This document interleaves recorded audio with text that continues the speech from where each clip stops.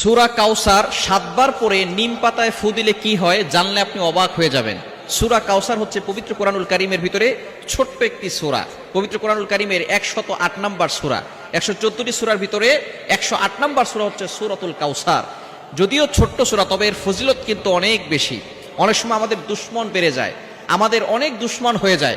এই দুশমনকে ধ্বংস করার জন্য আপনি কিছু নিম পাতা সংগ্রহ করে 7 বার পরে যদি আপনি নিম পাতায় ফু দিতে পারেন, এই কিভাবে আমল করবেন এবং কিভাবে আপনি করলে আপনার দুশমন চিরতরে আপনার কাছে নত হয়ে থাকবে, আপনি জানলে অবাক হয়ে যাবেন। নবীজি সাল্লাল্লাহু আলাইহি সাল্লামের কিন্তু দুশমন ছিল। আবু জাহেল, উতবা, শাইবা মিলে সব সময় প্ল্যান করতো কিভাবে মুহাম্মদ সাল্লাল্লাহু আলাইহি সাল্লামকে ধ্বংস করে দেওয়া যায়। এই সূরাতুল কাউসারের এতটা ফজিলত কেন? এমন সময় আল্লাহ পাক রব্বুল আলামিন এই সূরা কাউসার নাজিল করেছেন, যেই সময়টা নবীজি সাল্লাল্লাহু আলাইহি সাল্লাম খুবই কষ্টের ভিতরে ছিলেন। আল্লাহ পাক রব্বুল আলামিন সূরা কাউসার নাজিল করে নবীজি সাল্লাল্লাহু আলাইহি সাল্লামকে সন্তুষ্ট করেছেন। বলেন সুবহানাল্লাহ। Can you imagine? আপনি কল্পনা করতে পারছেন? নবীজি সাল্লাল্লাহু আলাইহি সাল্লামের ছেলে সন্তান যারা এই দুনিয়াতে এসেছিল তারা এই দুনিয়া থেকে বিদায় নিয়েছে। অল্প অল্প বয়সে তারা দুনিয়া থেকে বিদায় নিয়েছে। যখন এই সব সন্তানগুলো দুনিয়া থেকে বিদায় নিল, এবার কাফেররা বলা শুরু করলো, মুহাম্মাদের বংশের কোনো ছেলে নাই, মুহাম্মাদের এই দিন টিকবে না। মুহাম্মদ যে ইসলামের দাওয়াত দেয়, যেই কালিমার দাওয়াত দেয়, এই কালিমার দিন বেশি দিন টিকবে না, কেননা তার সন্তান সবগুলো দুনিয়া থেকে বিদায় নিয়েছে।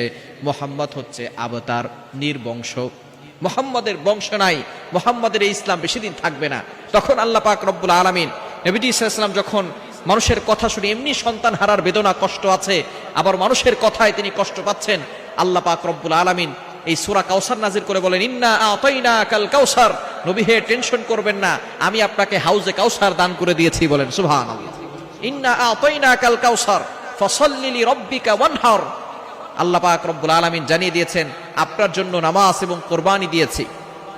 এরপরে বলছেন ফাসাল্লি লিরাব্বিকা ওয়ানহার ইন্না শানিআকা হুয়াল আবতার। যারা আপনাকে নির্বংশ বলে গালি দেয় তারাই হচ্ছে নির্বংশ। নবী হে আপনি টেনশন করবেন না, আপনার সন্তান নাই, আপনার সন্তানগুলো দুনিয়া থেকে বিদায় নিয়েছে, এই জন্য আপনি টেনশন করছেন, এই দিন থাকবে না। আপনার রুহানি সন্তান থাকবে। এই রুহানি সন্তানরা আপনাকে এতটা ভালোবাসবে, এতটা মহব্বত করবে যে আপনি দুনিয়াতে থাকবেন না, কিন্তু আপনার ইজ্জতের উপরে তারা চুল পরিমাণ আঘাত করতে দিবে না। নিজের জীবন দিয়ে আপনার ইজ্জতকে তারা হেফাজত করবে। সুতরাং এরকম নবীর ভালোবাসার পাগল উম্মত আছে না নাই? সুতরাং নবীজি সাল্লাল্লাহু আলাইহি ওয়াসাল্লাম কেমন সময় এই সূরা আল্লাহ পাক রব্বুল আলামিন দিয়েছেন, যখন তিনি কষ্টে ছিলেন। এই সূরাটা যখন আপনি পড়বেন, দুশমনকে কাবু করার জন্য, তাকে বাধ্য করার জন্য। অনেক সময় আমাদের দুশমন বেড়ে যায়, ভালো যিনি থাকবে তার উপরে দুশমন বেড়ে যাবে। এটা কিভাবে আমল করবেন? আপনি প্রথমে ওযু করবেন। এই আমলটা ফজরের নামাজের পরে করার চেষ্টা করবেন। ফজরের নামাজের পরে আপনি ওযু করে ফজরের নামাজ পড়ে এরপরে আপনি সেখানে বসবেন, বসে 3 বার দুরূদ শরীফ পড়বেন। নিম পাতা নিয়ে সেখানে 7 বার বিসমিল্লাহ সহকারে সূরা কাউসার পড়ে ফু দিবেন। ফু দিয়ে ওই পাতাটাকে আপনার দুশমন যিনি আছেন তার কথা স্মরণ করবেন, তার একবার তার নাম উচ্চারণ করবেন যখন ফু দিবেন। এরপরে শেষে আবার 3 বার দুরূদ শরীফ পড়ে ওই পাতাটার ভিতরে ফু দিয়ে সেই পাতাটা আপনার যে দুশমন আছে সে যেই রাস্তা দিয়ে হাঁটে সেই রাস্তায় আপনি পুঁতে রাখবেন। সে রাস্তা দিয়ে যদি আপনার দুশমন হেঁটে যায়, তাহলে আপনার দুশমন আপনার বাধ্য হবে, আপনি যা বলবেন সেটাই সে শুনতে বাধ্য হবে। এজন্য সূরা কাউসারের ভিতরে অনেক ফজিলত রয়েছে। ইয়াকিনের সাথে যদি আপনি আমলটা করতে পারেন, দুশমন বাধ্য হবে, দুশমন আপনাকে কোনো ক্ষতি করতে পারবে না। আল্লাহ পাক রব্বুল আলামিন মানুষ শয়তান বলেন, জিন শয়তান বলেন, সকল ধরনের দুষ্ট শয়তান এবং মানুষ থেকে আল্লাহ আপনাকে হেফাজত করবেন।